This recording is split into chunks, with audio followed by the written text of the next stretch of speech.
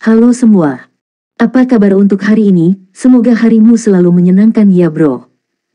Selamat datang di channel YouTube saya. Tolong dibantu subscribe, like dan share ya, supaya saya terus semangat bikin kontennya. Wakakakak. Solen 3 chapter 289. Chapter 289 Tanggulin si jahat. Elemen angin puyuh tumbuh sampai setinggi 5 meter. Tepat ketika Tanggulin dan yang lainnya merasa akan mengamuk, Gu Yue dengan lembut berkata, "Pergi."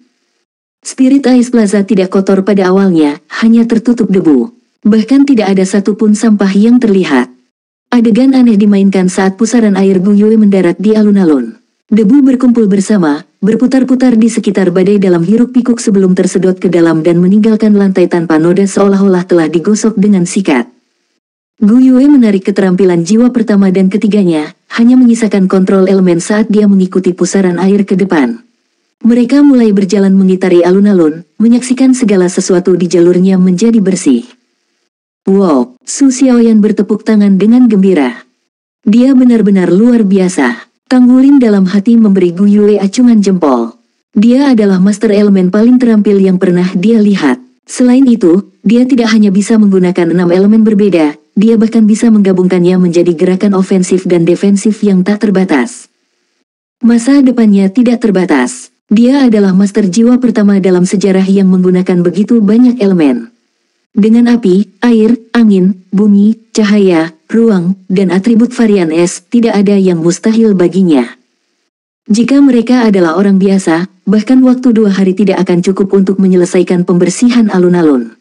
Namun, dalam menghadapi angin puyuh air dan angin Gu Yue yang menyedot debu dan membersihkan segala sesuatu dalam radius 20 meter, tugas ini akan selesai tanpa banyak keringat. Dengan kecepatan mereka saat ini, mereka akan selesai dalam 3 jam. Ini jelas mengasumsikan bahwa jiwa dan kekuatan spiritual Gu Yue akan bertahan. Sebenarnya, Gu Yue bukanlah manusia super. Dia terpaksa mengingat pusaran air yang sekarang hitam dan mengalirkannya ke selokan setelah membersihkan sepertiga dari alun-alun. Dia kemudian berjalan ke samping dan duduk bersila untuk bermeditasi. "Aku akan malu jika membiarkan Gu Yue melakukan semuanya," Xie menyeringai nakal. Tanggulin tersenyum. "Kalau begitu, kamu bisa mentraktir kami makan malam-malam ini." Xie mengetahui skema Tanggulin. "Tentu, selama kamu tidak datang. Kedua gadis itu tidak bisa makan banyak, tetapi jika kami menambahkan Anda, saya akan khawatir jika restoran memiliki cukup stok. Aku bersumpah, perutmu adalah lubang yang tak ada habisnya." Tanggulin terkekeh. "Kamu sangat tidak tulus." "Baik," Xie menggertakkan giginya saat dia dengan enggan berkata, "Aku akan mentraktir kalian semua untuk makan malam. Tapi, kamu harus menghabiskan roti hitam itu sebelum kita pergi." Roti kukus hitam itu bagus untuk mengekang nafsu makan Tanggulin. "Baik." Mereka meninggalkan sisa alun-alun ke Gu Yue. Sementara itu, Tanggulin, Xie, dan Su Xiaoyan akan merapikan kamar asrama mereka. Mereka hanya menerima 2 set seragam sekolah dan kartu identitas Akademi Shrek ketika mereka terdaftar. Kartu itu terbuat dari logam dan memiliki tanda yang jelas dari sirkuit jiwa yang berjalan di dalamnya. Administrator telah memberitahu mereka bahwa mereka membutuhkan kartu ini untuk dibawa kemana saja di dalam akademi, serta keluar dan masuk. Administrasi Akademi Shrek tidak terlalu ketat. Mereka tidak benar-benar membatasi jalan masuk dan keluar siswanya dari akademi. Selain itu, pelataran luar adalah kota kecil dengan sendirinya. Siswa dapat menemukan semua yang dibutuhkan untuk kehidupan sehari-hari mereka di sini dan jarang perlu meninggalkan kampus. Sementara Gu Yue membersihkan alun-alun, Tanggulin pergi membeli beberapa papan. Dia menyuruh Xie menggunakan belati untuk membuat tempat tidur yang layak dari mereka. Sedangkan untuk kasurnya, sebenarnya mereka bawa sendiri. Setelah membeli kain untuk membagi ruangan itu berbentuk cukup bagus. Tapi mereka berhenti di situ. Tanggulin percaya bahwa karena asrama itu untuk siswa yang bekerja, akan lebih baik jika mereka tidak hidup boros dibandingkan dengan yang lain. Paling tidak, mereka semua mengerti betapa fatal bagi mereka untuk bertindak membabi buta tanpa berpikir. Tanggulin sudah memperhatikan bahwa tidak semua kamar di asrama ditempati. Faktanya, hanya 3 atau 4 kamar yang memiliki tanda-tanda penghuni baru-baru ini. Meski begitu, kamar-kamar itu tampak sederhana dan kasar di luar. Karena kondisi kehidupan yang seakan menjadi tradisi di kalangan mahasiswa yang bekerja, bukan tempat mereka untuk mendobrak status quo.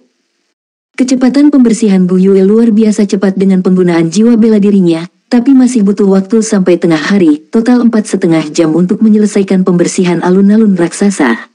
Dari jam-jam itu, setengahnya dihabiskan untuk memulihkan kekuatan jiwanya.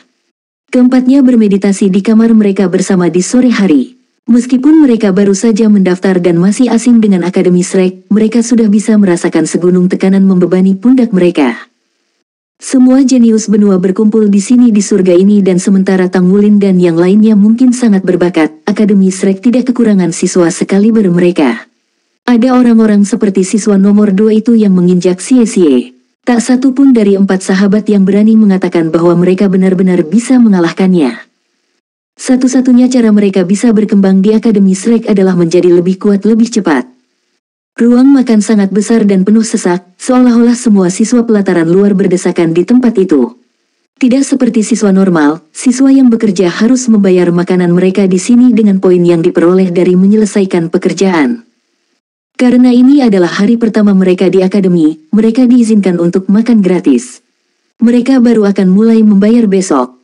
Mereka telah menerima masing-masing 100 poin kontribusi Shrek setelah menyelesaikan tugas mereka di gedung administrasi, tetapi saat itulah Tang Wulin menemukan bahwa 100 poin hanya cukup untuk memberi makan mereka selama 1 hari. Selain itu, mereka menghadapi masalah lain, lebih tepatnya, Tang Wulin menghadapi masalah. Perutnya terlalu rakus dan ruang makannya bukan prasmanan. Untungnya, ruang makan menyajikan makanan yang sebanding dengan jendela pertama Akademi Issea. Akan lebih bagus jika saya bisa makan di sini secara gratis. Tang Wulin berseru dalam hati saat dia makan siang. Karena makan malam mereka juga gratis malam ini, Xie akan mentraktir mereka di hari lain. Mungkin, karena dia harus mulai membayar makanannya keesokan harinya, Tang Wulin akhirnya mengungkapkan kejahatannya yang sebenarnya saat makan malam. Dia pertama kali menemukan meja besar. Kemudian, dia mulai mengumpulkan makanan. Ruang makannya cukup besar untuk menampung 1000 pengunjung sekaligus, jadi tindakannya dibiarkan terbuka untuk dilihat semua orang.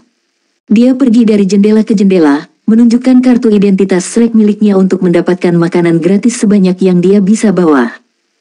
Pada awalnya, hanya sedikit yang memperhatikan tindakannya, tetapi pada saat mejanya memiliki 3 tingkat makanan yang ditumpuk, orang-orang mulai menonton.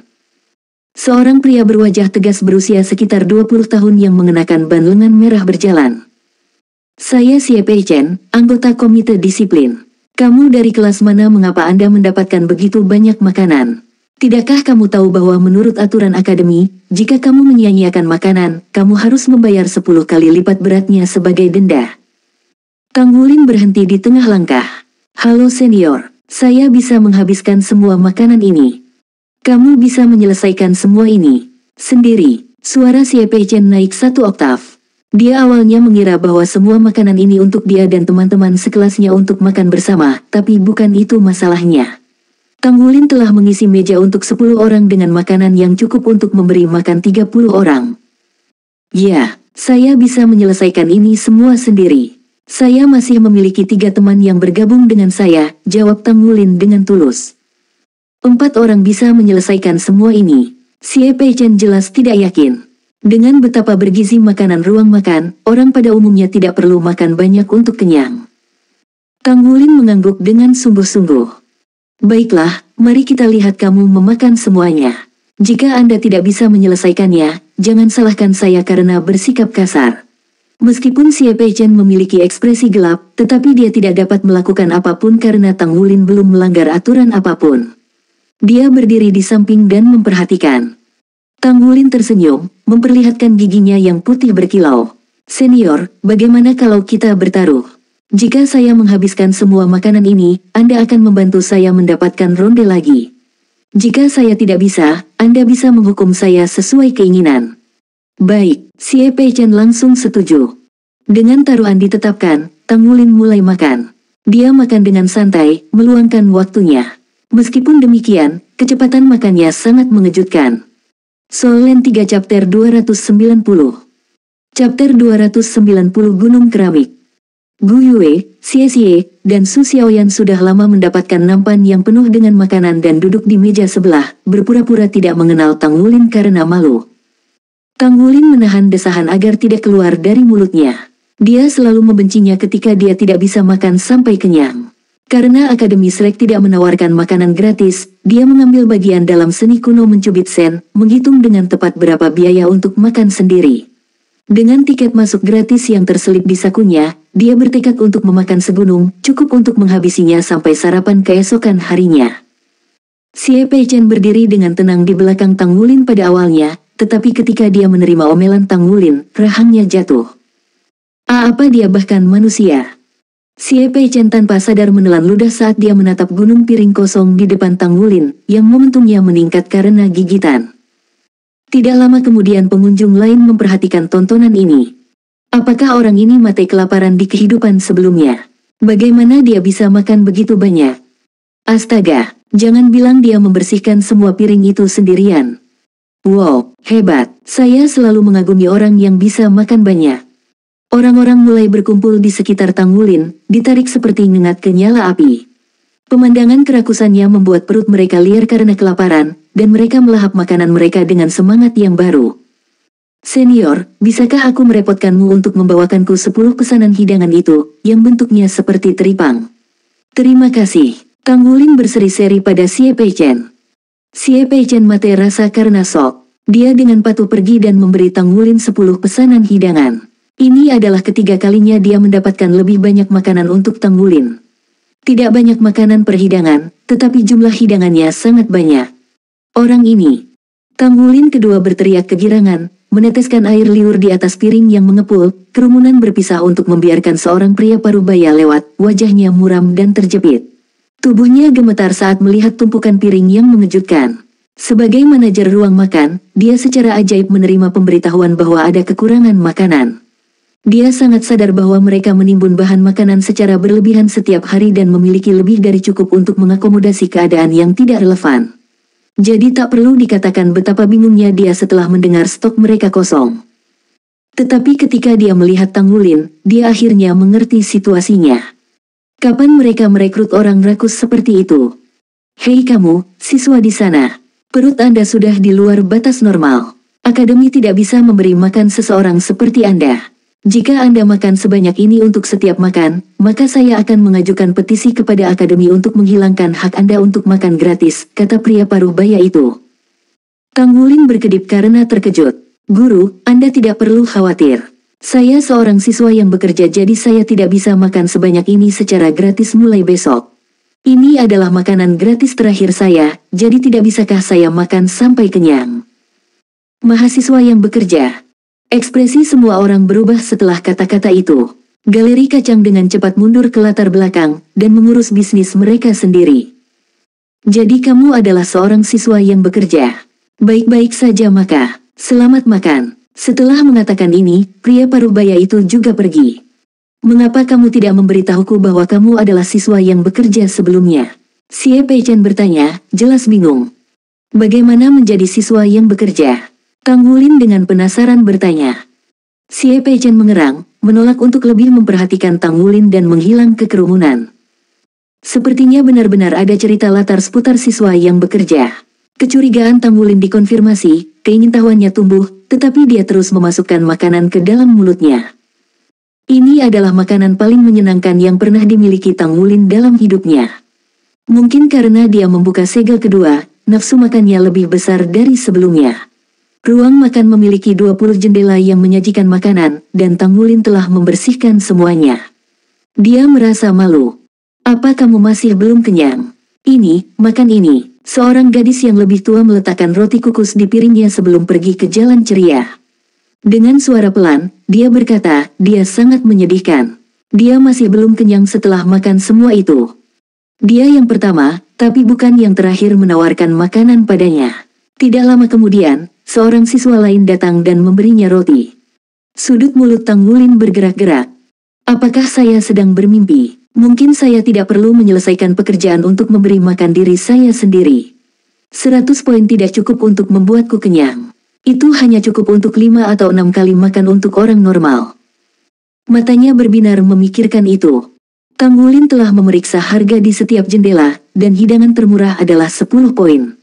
Makanan yang dia makan hari ini harganya lebih dari 1000. Datanglah besok, dan dia mungkin mati kelaparan.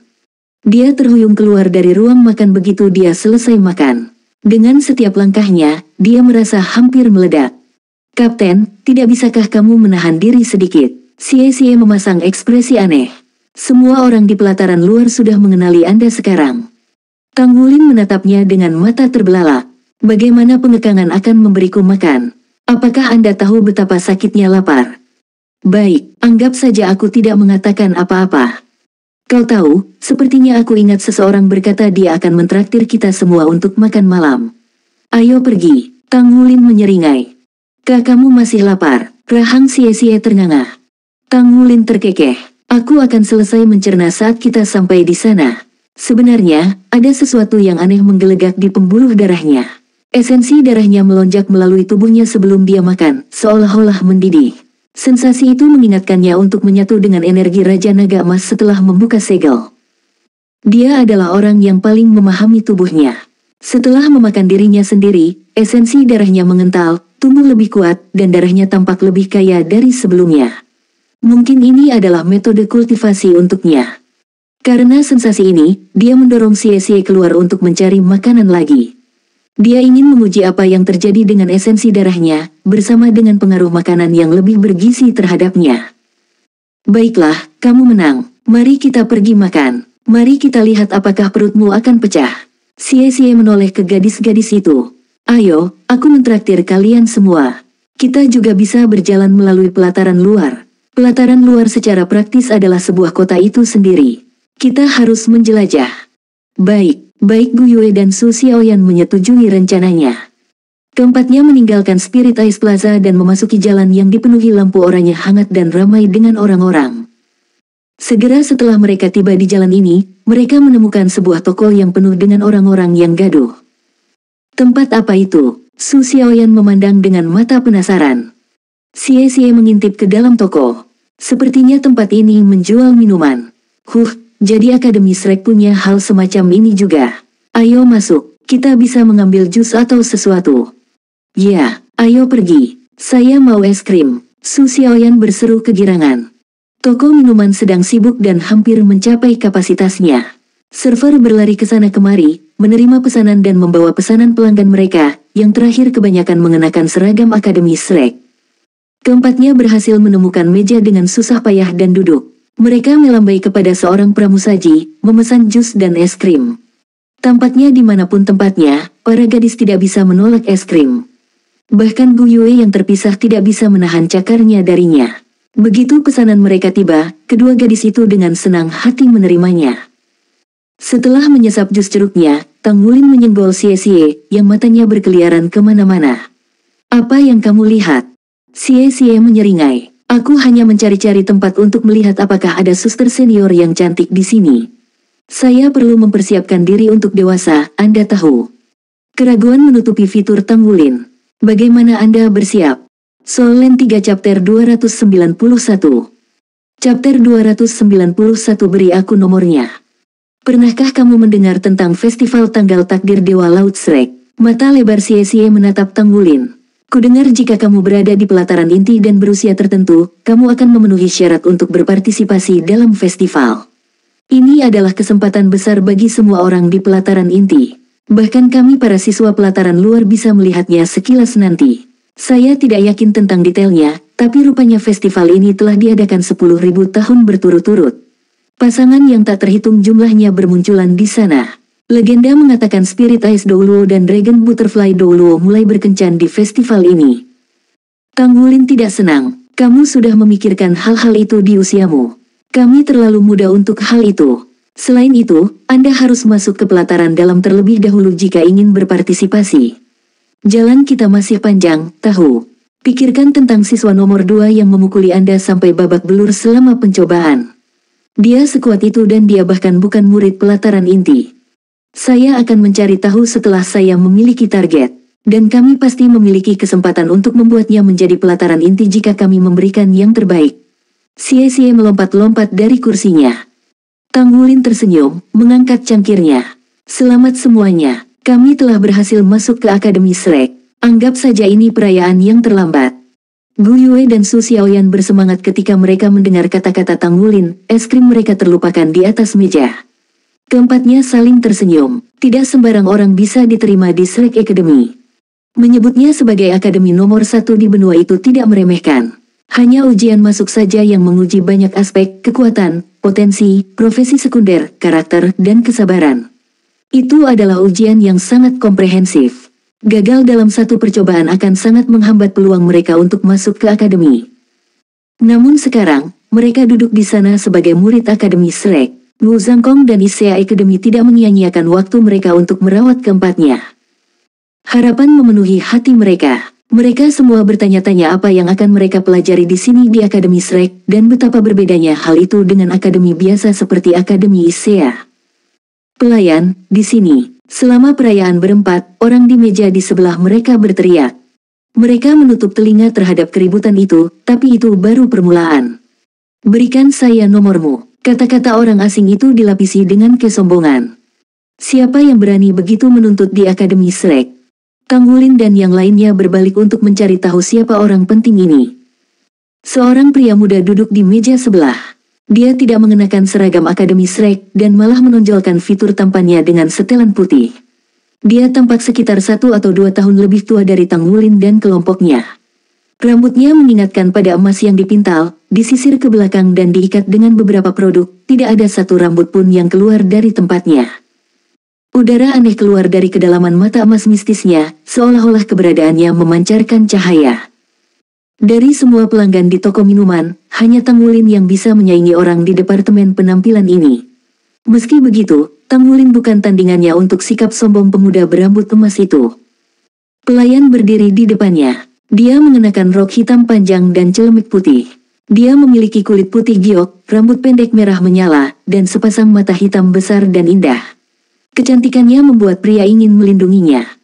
Maaf, itu di luar tanggung jawab pekerjaan saya, jawabnya sopan. Lalu, apa yang saya perlukan untuk mendapatkan nomor Anda? Dia bertanya. Pelayan itu menggelengkan kepalanya dan berbalik untuk pergi. Layanan macam apa ini? Berikan aku manajermu. Pria itu membanting telapak tangannya ke atas meja, langsung menarik perhatian pelanggan di sekitarnya. Namun untuk beberapa alasan, mereka yang mengenakan seragam Akademi Shrek mengalihkan pandangan mereka ketika mereka melihat pemuda inilah yang membuat keributan. Tolong tunggu sebentar. Setelah mengatakan ini, pramusaji bergegas pergi.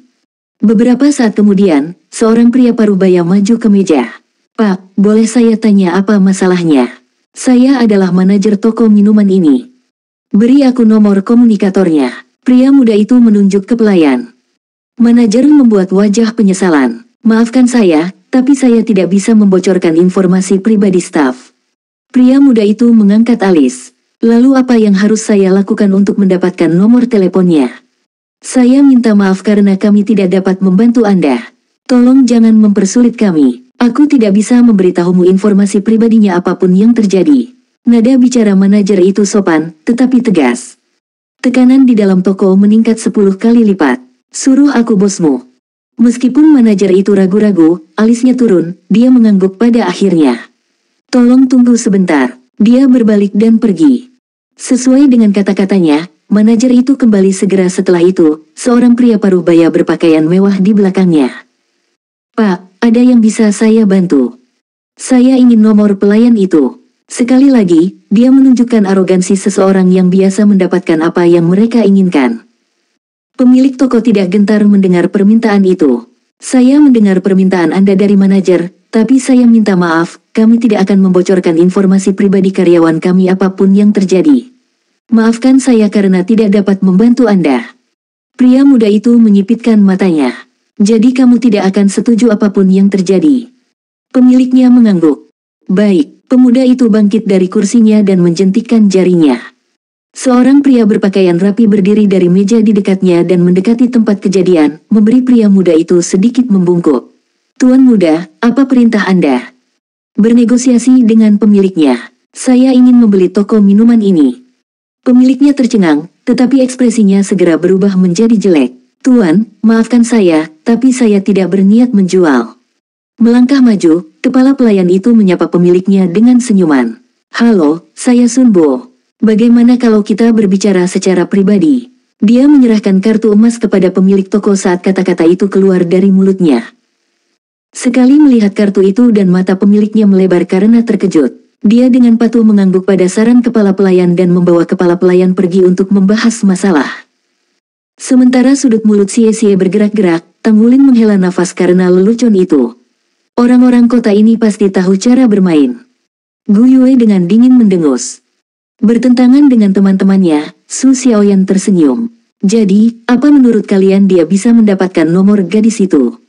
Tang Wulin mengangkat bahu. Kita akan segera melihatnya. Saya tidak pernah menyangka akan ada pertunjukan seperti itu di depan kami ketika kami akan keluar untuk minum-minum. Pemilik toko tampak keras kepala, tetapi pemuda itu mungkin berasal dari keluarga kaya. Mari kita lihat apakah pemiliknya dapat dipengaruhi oleh uang. Tepat ketika Tang Wulin selesai berbicara, kepala pelayan dan pemilik toko kembali. Tuan muda, saya telah menegosiasikan harga dengan bos yang di sini, dan saya sudah mengirim pembayaran. Mulai sekarang, toko minuman ini adalah milikmu. Kepala pelayan berbicara dengan ketidaktertarikan yang terukur seolah-olah ini adalah peristiwa yang normal. Pria muda itu mengangguk, mengalihkan pandangannya kembali ke bos Yang. Beri aku nomor teleponnya. Sejak awal, pemuda itu tidak repot-repot menahan suaranya. Semua orang di sekitar bisa mendengarnya dengan keras dan jelas, ekspresi terperangah terpampang di wajah mereka. Demi nomor satu gadis, dia menghabiskan banyak uang untuk mendapatkan toko minuman ini. Toko-toko di perimeter Akademi Selek memiliki nilai properti yang tak terbayangkan. Tidak sembarang orang bisa melenggang masuk. Karena itu, latar belakang pemuda berambut emas itu menjadi topik perbincangan yang tinggi bagi penonton. Bos yang menghela nafas, mendekati pelayan berambut merah. Pada adegan ini, Tang Wulin mengangkat bahu sekali lagi. Tampaknya uang dapat mempengaruhi siapapun. Sesaat kemudian, Pramusaji menghampiri pemuda itu. Apa yang kamu inginkan? Pemuda itu tersenyum. Tidak banyak, aku hanya berpikir kamu cantik dan ingin mengenalmu lebih baik. Tanpa mengucapkan sepatah kata pun, gadis itu mulai membuka kancing celemeknya. Aku tidak menyuruhmu membuka pakaian. Pria muda itu berteriak, terperangah dengan tindakannya. Mendengus, gadis itu melemparkan celemeknya ke atas meja. Saya berhenti, jadi saya bukan karyawan Anda lagi. Dia berbalik untuk pergi.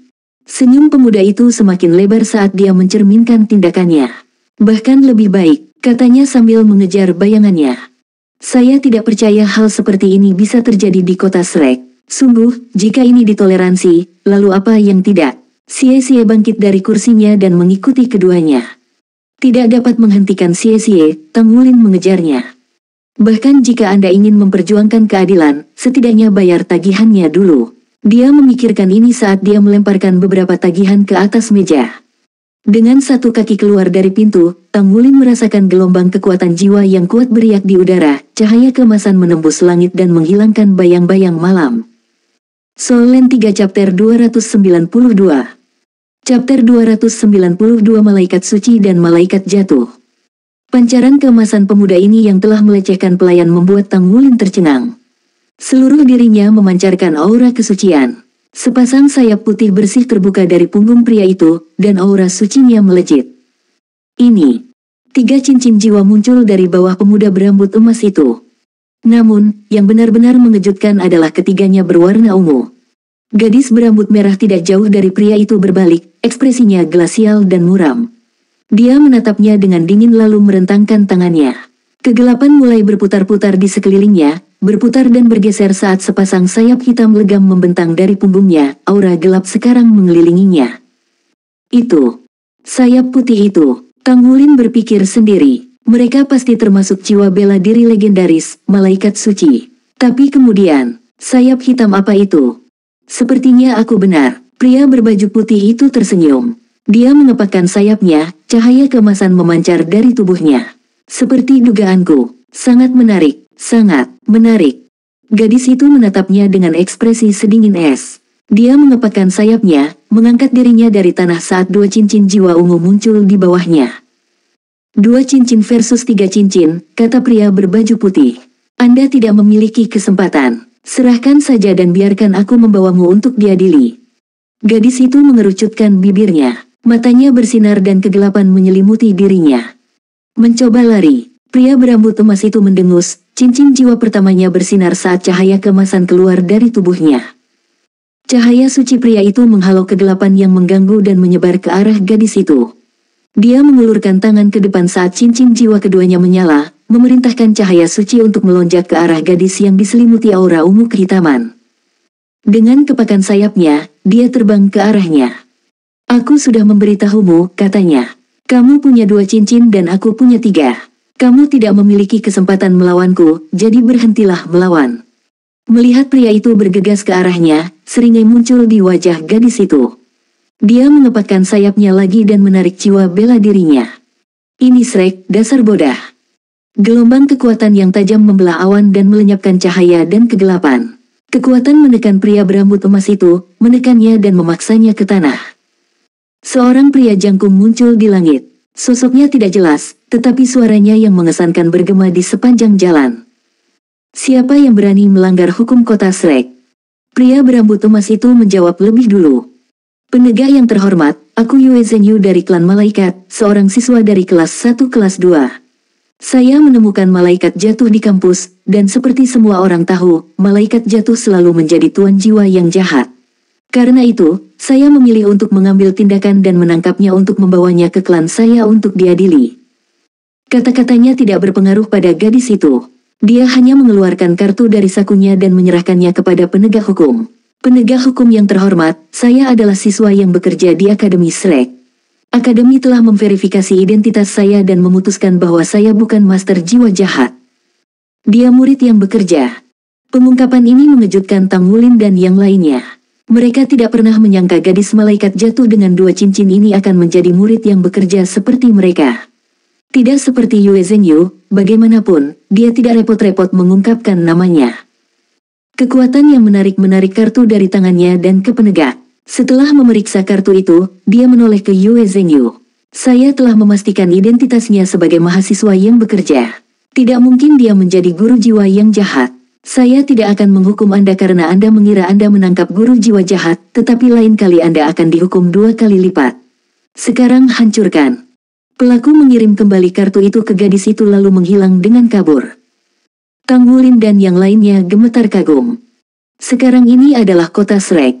Di kota Shrek, mereka tidak dapat melakukan apapun yang mereka inginkan atau melecehkan orang lain. Melakukan hal itu akan memprovokasi kemarahan para penegak hukum. Gadis itu menyimpan kartunya lalu menoleh ke Yue Zhenyu. Dia meninju, mengangkat ibu jarinya, dan perlahan memutarnya untuk menunjuk ke tanah. Kamu, mata Yue Zhenyu menjadi merah karena amarah. Gadis itu mendengus dan pergi, sosoknya dengan cepat menghilang ke dalam kegelapan malam. Yue Zhenyu bergerak mengejarnya, tapi kepala pelayannya meraih lengannya. Anda tidak boleh menyinggung martabat Shrek, Tuan Muda, kata kepala pelayan itu sambil menggelengkan kepalanya. Karena Akademi Shrek telah mengonfirmasi identitasnya, tidak ada gunanya melanjutkan masalah ini lebih jauh. Yue Zhenyu mendengus sebagai jawaban. Jadi mereka bilang malaikat jatuh bukanlah master jiwa jahat. Sepertinya Shrek adalah Tuan Muda, seru pelayan itu, buru-buru membungkamnya dengan riak kekuatan. Perhatikan apa yang Anda katakan. Yue Zhenyu menyerbu dengan gusar. Meskipun lelucon ini akhirnya berakhir, Tang Wulin dan yang lainnya ingin melihatnya dimainkan lebih lama. Mereka mulai memahami betapa abnormal Akademi Shrek. Tak satu pun dari mereka yang merasa lelah saat kembali ke asrama kumuh untuk para siswa yang bekerja. Kapten, menurutmu tidak ada rahasia aneh tentang siswa yang bekerja? Xie berbisik ke Tang Wulin. Semua orang di ruang makan menjadi hormat saat mereka mendengar Anda menjadi siswa yang bekerja. Mereka bahkan tampak sedikit takut padamu. Pria yang mengalahkanku selama ujian, dan bahkan gadis berambut merah tadi. Keduanya adalah murid yang bekerja. Mungkin kita harus menyelidiki ini. Tang Wulin menggelengkan kepalanya. Kami baru di sini, jawabnya. Prioritas nomor 1 kami saat ini adalah membiasakan diri dengan Akademi Shrek dan memahami adat istiadatnya. Kami masih tidak penting di sini, jadi sebaiknya kami tidak mencari masalah. Kami dapat menyelidiki setelah kami menetap, tetapi saat ini kami tidak memiliki tenaga untuk itu. Singkirkan rasa ingin tahu Anda untuk saat ini. Oke, Xie menjawab dengan muram lalu berbalik untuk melihat Su Xiaoyan. Mereka belum istirahat karena tirai pemisah ruangan masih belum dipasang. Kenapa kamu benar-benar penggosip? Su Xiaoyan memutar matanya ke arahnya. Dan kau menyebut dirimu laki-laki. Gu Yue berdiri dan menggantung tirai, membagi ruangan menjadi dua bagian, dan mereka berempat mulai bermeditasi. Meskipun dia telah menghentikan Xie dari memasukkan hidungnya ke dalam masalah ini, Tang Wulin merasa gelisah. Dia pernah mendengar tentang jiwa bela diri malaikat dan malaikat jatuh dalam legenda sebelumnya. Untuk gadis berambut merah untuk menghadapi pria berambut emas di tanah datar, jiwa bela dirinya pasti sama kuatnya dengannya. Lalu ada masalah master jiwa jahat. Dia tidak tahu siapa mereka, tapi menilai dari namanya, mereka jelas bukan kabar baik. Pria muda itu tidak akan menganiaya gadis itu jika mereka melakukannya. Dunia master jiwa bahkan lebih menakjubkan dari yang saya kira. Saya ingin tahu apakah Guru Wu akan terus mengajar kami ketika kami memulai kelas besok. Malam berlalu dalam keheningan. Ketika pagi tiba, Tang Wulin dan Su Xiaoyan bangun pagi untuk mengolah mata setan ungu mereka bersama. Setelah mandi, mereka menghadapi masalah pertama hari itu, sarapan. Sebagai siswa yang bekerja, tugas pertama mereka di pagi hari adalah pergi ke gedung administrasi untuk menerima pekerjaan mereka hari itu. Untungnya bagi Tang Wulin, dia masih memiliki roti kukus hitam dan bisa makan cukup untuk mengantarnya sampai makan siang. Ketika mereka sampai di gedung administrasi, mereka bertemu dengan siswa nomor 2. Menjadi seorang siswa yang bekerja, wajar baginya untuk datang ke sini di pagi hari juga. Mereka kemudian pergi ke administrator yang berkata, "Kalian berempat, lanjutkan membersihkan Spirit Ice Plaza hari ini. Kamu melakukannya dengan baik kemarin. Terus bekerja keras hari ini." Jadi Tang Wulin dan yang lainnya memiliki pekerjaan untuk hari itu.